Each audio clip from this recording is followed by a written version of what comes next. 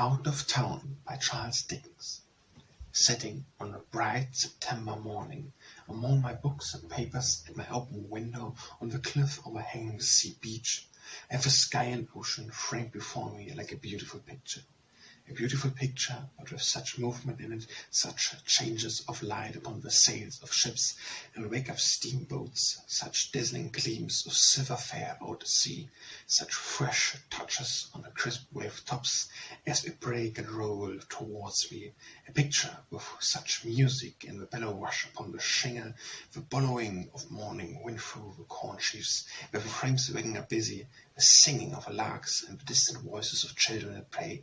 Such charms of sight and sound as all the galleries on earth can but poorly suggest. So dreamy is the murmur of the sea below my window, but I may have been here, for anything I know, 100 years. Not that I have grown old, for daily on the neighboring downs and grassy hillsides I find that I can still in reason walk any distance, jump over anything, and climb up anywhere. But what the sound of the ocean seems to have become so customary to my musing, and often relates seem to have gone aboard ship and floated over the horizon, that the order I undertake to portray, I am the ancient son of a king, my father, shut him up in a tower on the seashore, protecting against an old she-goblin, who insisted on being a good mother, and who foresaw at the fond, wonderful creature, when I should get into a scrape before I was 21. I remember to have been in the city, my royal parents' dominions, I suppose, and apparently not long ago either. It was in a raised condition.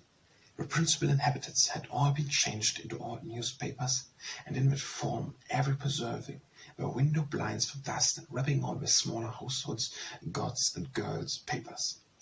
I walked through gloomy streets, where every house was shut up and newspapered, and where my solitary footsteps echoed on the deserted pavement.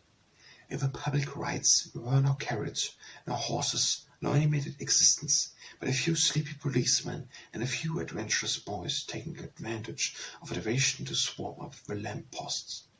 In the westward streets there was no traffic, in westward shops no business. The water pattern which the buildings had trickled out on the pavement early in the morning remained unaffected by human feet.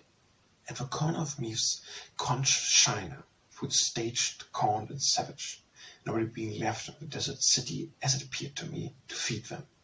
Public houses were splendid, footmen swinging their legs over gorgeous hammer-cloths, beside swing coachmen were wont to regale, were silent, the unused pooped pots showing, too bright for business, and the shelves.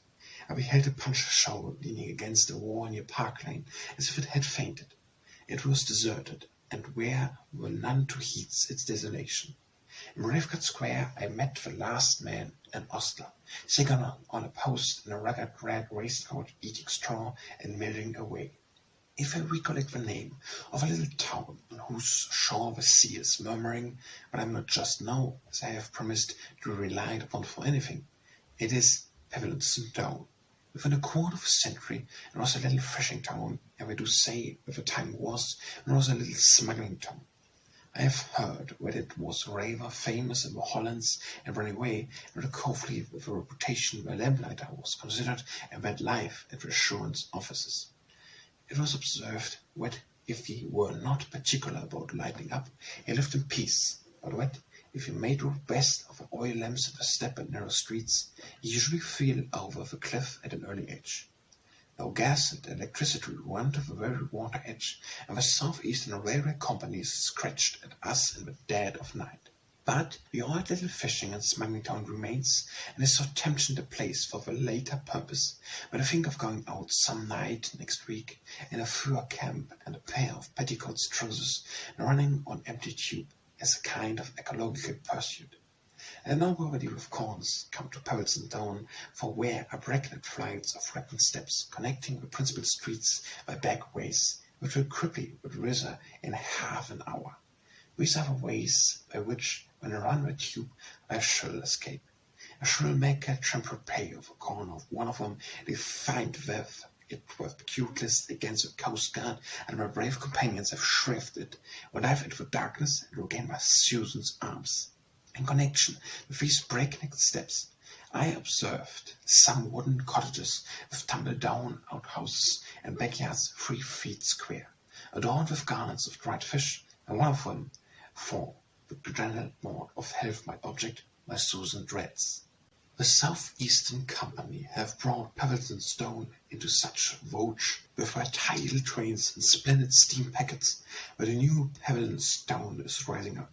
I am myself of New Pavilton Stone. We are little Mortuary and Lemay at present, but we are getting on capitally.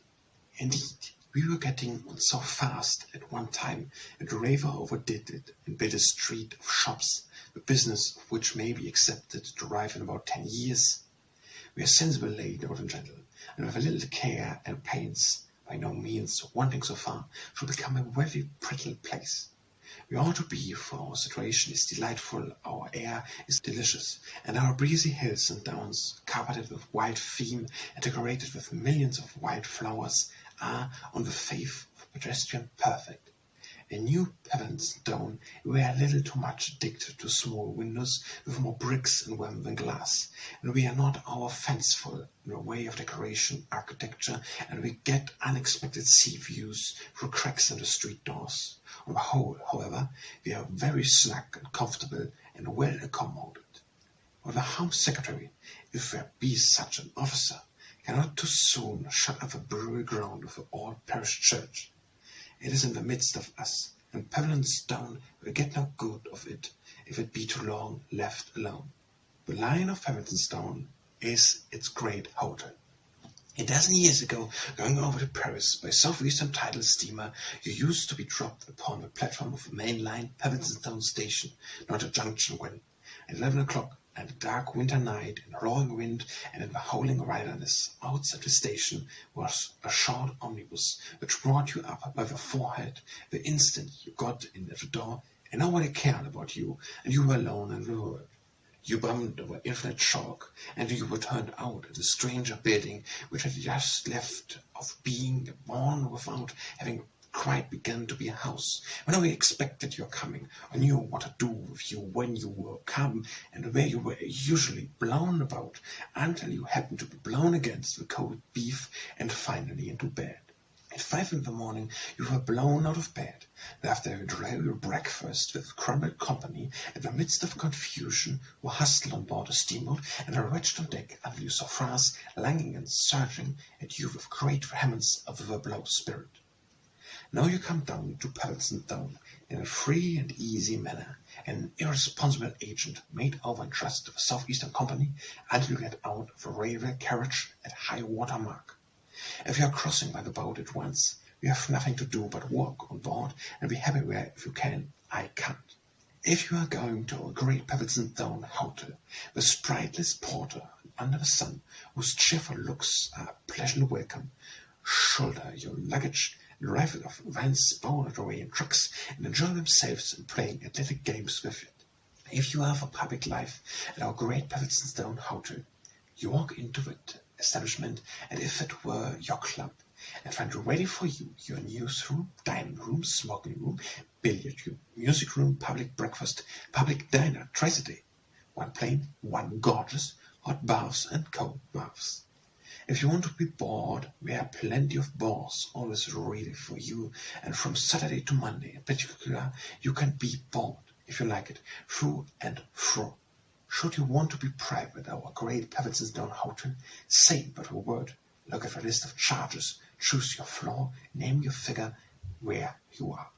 Established in your castle by the day, week, month, or year, innocent of all combers or gores, unless you have a fancy for walking early in the morning down the crews of boats and shoes, which so regularly flourish at all the chamber doors before breakfast, but it seemed to me as if nobody ever got up or took them in. Are you going across the Alps, and would you like to air your Italian at our great Pavilton hotel? Talk to the manager, always conversational, accomplished and polite. Do you want to be aided, abetted, comforted, or advised at our great Pavilton Stone hotel? Send for the good landlord, and he is your friend. Should you or anyone belonging to you ever be taken ill at our great Pavilton Stone hotel, you will not soon forget him of his kind wife. And when you pay your bill at our great Pavilton Stone hotel, you will not be put out of humor by anything you find in it. A truly good inn in the days of coaching and posting was a noble place, but no such inn would have been equal to the reception of 400 or 500 people, all of whom wet through and half of them dead sick every day in the year. This is where we shine in our Pavilston hotel. Again, who, coming and going, pitching and tossing, boating and training, hiring in and flying out, would ever have calculated the fees to be paid at one old-fashioned house? Now, Pavilston Hotel vocabulary, there's no such word as fee. Everything is done for you. Every service is provided at a fixed and reasonable charge. All the prices are hung up in all the rooms. You can make out your own bill beforehand, as well as the bookkeeper. In the case of your being a pictorial artist, desirous of studying at small expense the physiognomics and beard of different nations, come on receipt of this to Pavilston. You shall find all the nations of the earth and all the styles of shaving and not shaving, hair cutting and hair letting alone, forever flowing through our hotel. Covers you should see by hundreds, Vanderven's bags for 5 francs pieces, closing with violent snips, like discharges of firearms, by thousands. More luggage in the morning than 50 years ago all Europe saw in a week. Looking at trains, steamboats, sick travellers, and luggage is our great Pavilston recreation. We are not strong in our public amusements. We have a literary and scientific institution, and we have a working man's institution. Made hold many gipsy holidays at summer fields, with a kettle boiling, with a band of music playing, and with people dancing. And may I be on the hillside, looking on with pleasure at a wholesome sight too rare in England. And we have 2 or 3 churches, and more chapels than I have yet added up. But public amusements are scarce of us. If a poor fearful manager comes with his company to us in a loft, merry begs of a murder on the sand hills, we don't care much for him, starve him out, in fact. We take more kindly to waxwork, especially if it moves, in which case it keeps more clear of the second commandment when it is still. Cook's circus, Mr. Cook's my friend, and always leaves a good name behind him, gives us only a night in pacing through. Nor does the travelling memory think us worth a longer visit. It gave us a look in the other day, bringing with it a legendary van with stained glass windows, which Her Majesty kept ready-made at Windsor Castle until she found a suitable opportunity of submitting it for the Preto's acceptance. I brought away 5 wonderments from this exhibition. I have wondered ever since whether the best ever do get used to those small places of confinement, whether the monkeys have that very horrible flavour in the Free State, where wild animals have a natural ear for time and tune, and wherefore every 4-foot creature began to howl in despair when the band began to play. Whether the giraffe dance with his neck when his cart is shut up, and whether the elephant feels ashamed of himself when he is brought out of his den to stand on his head in presence of a whole collection. We are tidal harbour of Pavilston is indeed, I've implied already in my mention of tidal trains. At low water we are a heap of mud, with an empty channel, and it were a couple of men in big boots, all with shovel and scoop, with what exact object I am unable to say. At that time all the stranded fishing boats turned over on the sides, as if they were dead marine's monsters. The colliers and other shipping stick discolorated in the mud. The steamers look as if the white chimneys would never smoke more, and where red paddles never turn again. The green sea slime and weed upon the roof stones at the entrance seem records of obsolete high tides never more to flow. The flagstaff higher drop, the very little wooden lighthouse shrinks in the icy glare of the sun. And here I am, observe, of a very little wooden lighthouse, but when it is lighted at night, red and green, and looks so like a medical man's, that several distracted husbands have various time been found on occasions of predominant domestic anxiety going round and round it, trying to find the night bell. But the moment the tides begins to make, the Pavilston harbour begins to revive. It feels the breeze of the rising water before the water comes and begins to flutter and stir. And little shallow waves creeping, barely overlapping one another, the vanish at the masted wake and become agitated. As the tide rises, the fishing boat get into good spirits and dances. The flags have hoisted the bright red flag. The steamboat smokes, cranes creak, horses and carriage dangle in the air, stray passengers and luggage appear. Now the shipping is afloat and comes up buoyantly to look at the wharf. Now the carts that have come down for coats load away as hard as we can load. Now the steamer smokes immensely and occasionally blows at the paddle boxes like a vaporous whale greatly disturbing nervous languor. Now both the tide and the breeze have risen, and you are holding your head on. If you want to see how the ladies hold their heads on with a stay pacing of a broad brim and on the nose, come to Pebbleston down. Now everything on the harbour splashes, dashes and booms. Now the down-tidal train is telegraphed, and you know, without knowing how you know, that 287 people are coming. Now the fishing boats will have been out, sail in at the top at the tide. Now the bell goes, and the locomotive hisses and shrieks, and the train comes gliding in, and the 287 comes scuffling out. Now there is not only a tide of water, but a tide of people, and a tide of luggage, all tumbling and flowing and bouncing about together. Now, after infinite bustle, the steamer steps out, and we, the pier, are all delighted when she rolls as if she would roll the funeral out, and all disappointed when she don't. Now the other steamers coming in, the custom house prepares, and raft labours assembled, and the horses are made ready, and the hotel porters come rattling down with van and truck, eager to begin more Olympic games with more luggage. And this is the way in which we go on, down Pebblestone every tide.